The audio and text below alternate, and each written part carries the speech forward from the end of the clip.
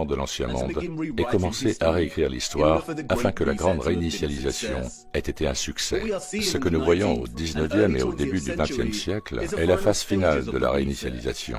Il y a eu une période transitoire, et comme toute phase de transition, la période utilisait encore certaines des technologies de l'Ancien Monde qu'ils essayaient d'éliminer progressivement. Et comme je l'ai dit, l'ennemi est paresseux. Ils auraient vraiment dû se débarrasser de ces photographies et de ces images. Regardez.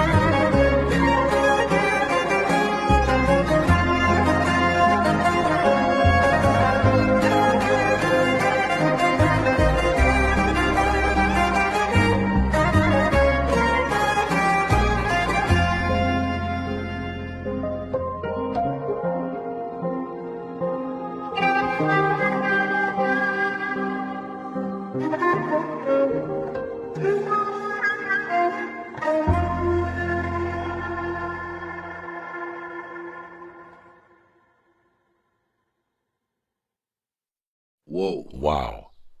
La plupart de ces images ont été prises pendant les expositions universelles du XIXe siècle et au début du XXe siècle. Tout électricien peut témoigner de l'impossibilité d'éclairer à cette époque et à cette échelle.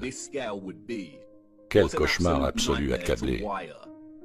Mais ils n'avaient pas besoin d'un câblage complexe, n'est-ce pas?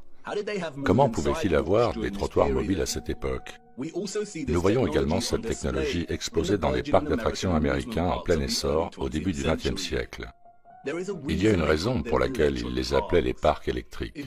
En fait, la référence à l'électricité peut être trouvée partout parmi les sciences anciennes réutilisées, même dans les endroits les plus improbables. Même dans cette phase de transition de la réinitialisation, ces paysages sont magnifiques, et ce, alors que la plupart des réseaux d'eau sont déjà détruits. Imaginez ce qu'ils ont été capables de réaliser.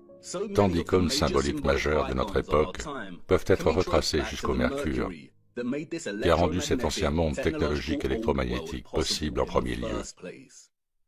Il est intéressant de noter que dans sa lecture d'Ophrus ou de Saint Christophe, en tant que porteur du Mercure, Fulcanelli pousse à la limite ses astuces maçonniques de demi-vérité et de tromperie. Il commence à parler de la ceinture d'Opherus telle qu'elle est représentée par Julian Champagne, dont le tableau d'Opherus est accroché dans le manoir de Jean Lallemand, ce que Fulcanelli appelle l'une des plus belles et des plus rares résidences philosophiques.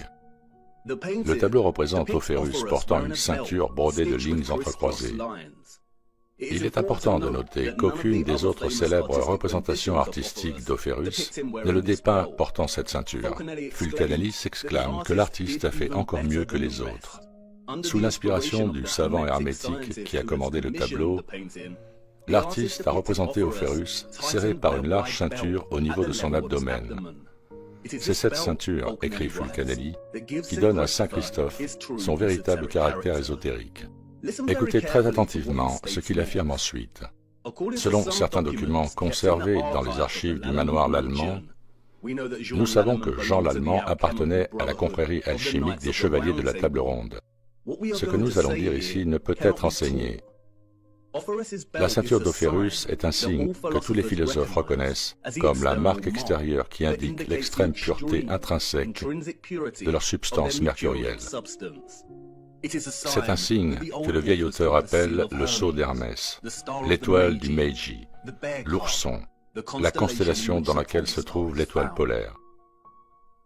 La comparaison de la ceinture d'Opherus et de la constellation de l'ourson par l'étoile polaire, ou ce que l'on appelle Ursa majeure, ou la grande ourse, ne donne d'abord aucun aperçu de ce à quoi Fulcanelli fait référence. S'agit-il simplement d'une divagation d'un maçon cryptique fou, ou y a-t-il quelque chose qui nous échappe?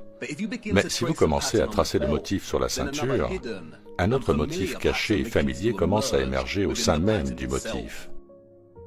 Lorsqu'elle est étudiée tout au long de l'année, à chaque saison, la constellation de la Grande Ourse forme également ce motif, le symbole du swastika. Un symbole désormais tristement célèbre du mal. Ce que beaucoup ne savent pas, c'est que selon le récit officiel, le swastika était l'un des symboles les plus largement utilisés à travers l'histoire et les différentes cultures. Il s'agit d'un symbole important dans les pays asiatiques représentant l'hindouisme, le jaïnisme et le bouddhisme.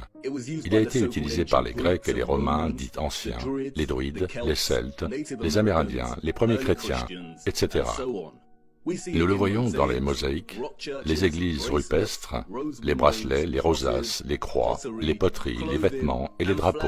Nous le voyons partout à travers le temps et la culture. Il est intéressant de noter que les compagnies d'électricité suédoises et norvégiennes utilisent ce symbole à la fin des années 1800 et au début des années 1900 pour représenter des centrales électriques et des stations hydroélectriques. Ce lien ne peut être une pure coïncidence. La tâche d'effacer la mémoire et l'histoire n'est pas un exploit facile. Elle prend du temps. De tous les symboles, celui-ci est celui que l'ennemi a dû corrompre et diluer le plus par appropriation. Non seulement à cause de son association désormais perdue avec l'électromagnétisme, mais aussi parce que, comme le laisse échapper Fulcanelli, son association originale avec l'implication du mercure dans le réseau électrique de l'Ancien Monde. Comme les serpents en spirale du caducée, il représente un tourbillon que le mercure produit en présence de l'électromagnétisme. Le swastika est le vortex. Il représente également un autre vortex, celui qui se trouve sous l'étoile polaire et la Grande Ourse en son centre. Le même vortex que la NASA a caché à la vue de tous ici sur Terre et dans la représentation des pôles des autres planètes.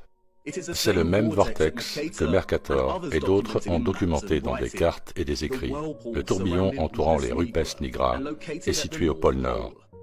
Il est intéressant de noter que les scientifiques ont récemment découvert de grandes réserves naturelles de mercure, une substance dite toxique, au pôle Nord.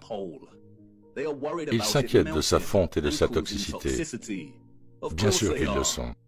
Comme l'écrit Kevin Schaefer dans l'article du National Geographic, il s'avère que non seulement il y a du mercure dans le permafrost, mais que l'Arctique est aussi le plus grand réservoir de mercure de la planète.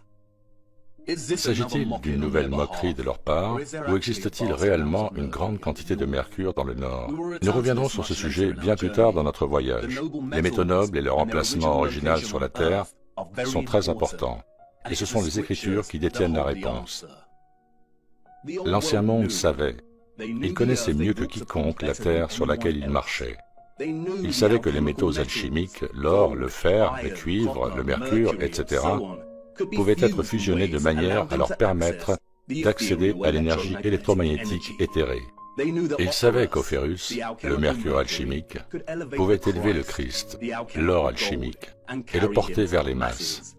Ce n'est pas une coïncidence si le chemin qu'Ophéruus a emprunté pour transporter le Christ traversait une rivière, traversait l'eau. La légende d'Ophéruus est une représentation symbolique et métaphorique du système énergétique de l'Ancien Monde.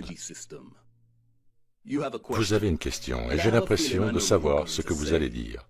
Vous voulez poser des questions sur les cartes Mercator et autres. S'ils ont fabriqué l'histoire en déformant tant de significations symboliques, et en mentant sur ceux qui sont venus avant, comment pouvons-nous faire confiance à ces vieilles cartes et à ces récits du Nord? Comment savons-nous que l'Hyperborée est un lieu réel et qu'il y a un vortex au centre? C'est l'esprit. Une question importante. Malheureusement, nous ne pouvons pas faire confiance aux cartes et je dois vous montrer pourquoi. Il est temps maintenant de parler des horloges. Car voyez-vous, il y a une autre carte cachée et oubliée depuis longtemps, la plus ancienne de toutes. Et elle n'est pas parfaite, loin de là, mais c'est tout ce que nous avons. Venez, il est temps de lever un autre